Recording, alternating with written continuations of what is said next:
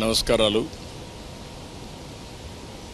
రాష్ట్రంలో, దేశంలో, ప్రపంచంలో ఉండే హిందువులందరికీ కూడా అభినందనలు.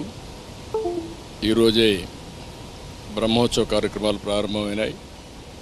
ఈ బ్రహ్మోత్సవ కార్యక్రమాలు 9 రోజులు జరుగుతుంది. అనేక వాహనాల్లో స్వామివారు ఇక్కడంతా కూడా ఈ వీధుల్లో కూడా తిరిగే పరిస్థితి, ఊరేగింపు జరిపే పరిస్థితి వస్తుంది. ఒక పవిత్రమైన భావంతో ఇక్కడికి వచ్చే భక్తులే కాకుండా ప్రపంచం కూడా వాచ్ చేసే పరిస్థితిలో ఉన్నారు. కలియుగ దేవుడు మనందరికి కూడా ఈ సమాజాన్ని అన్ని విధాల ఆదుకునే దైవం. నేను ఇప్పుడే కాకుండా నాకు ఒక అదృష్టం, అనేక సార్లు, అందరికంటే ఎక్కువ సార్లు బ్రహ్మోత్సవానికి వచ్చి దేవునికి ప్రభుత్వ తరపున లాంఛనాలు సమర్పించే అవకాశం వచ్చింది.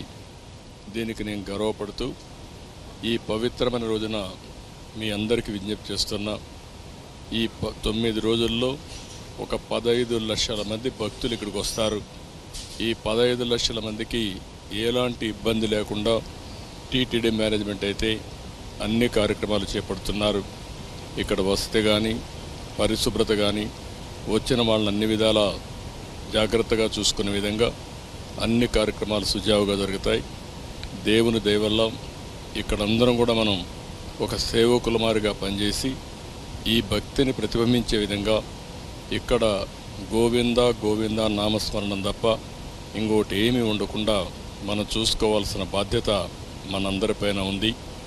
అలాంటి పవిత్రమైన కార్యక్రమంలో ఎవరైతే మనం భాగస్వాములు అవుతామో అది చరిత్రలో మనం మిగిలిపోయే పరిస్థితి వస్తుంది. దేవుడు ఆశీస్సులు మెండుగా ఉంటాయి.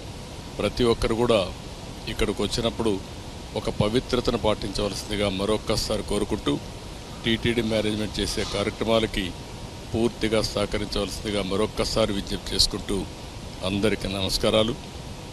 ఓం నమో వెంకటేశాయ. గోవింద గోవింద.